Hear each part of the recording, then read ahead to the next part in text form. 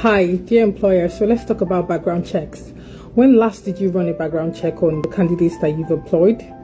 Oh yes, I understand. You're in a hurry. You need to fill the role. Background check is too expensive, but wait till you know the amount of theft going on in your organization.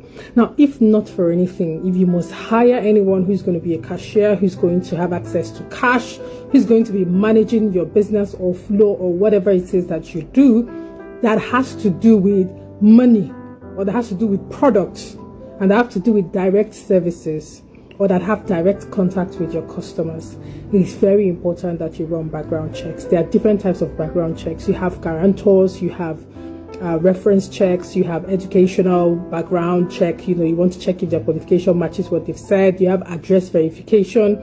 You have police clearance. You want to be sure whether they've had criminal records with the police before. And you also want to do medical checks.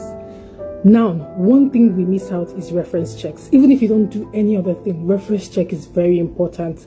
Get to speak to their previous employers. Yes, the way they have behaved in their place of work would determine what they would give to you in your own place of business. So yes, many employees will like this. No, they won't. And I'm not saying that the employer should report, I had some, there are some things that when an employer says is because, they are sad that this person left. But that's not the case. You want to know, what were their behavior like? Did they have any traits of theft, or did they steal from your organization?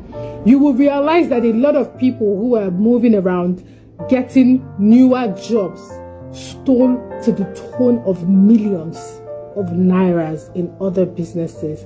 So if you don't do anything, you can work with a third-party recruitment company if you want. Now, if you don't want to do that, at least do your reference checks. Talk to their previous guarantors, or rather, talk to their previous employers, and you'll be shocked at the much information. Because when employees know that you have completed background checks on them, you have details of their previous place of work, you have details of their guarantors, you have their address verification with you, they are pretty much more careful.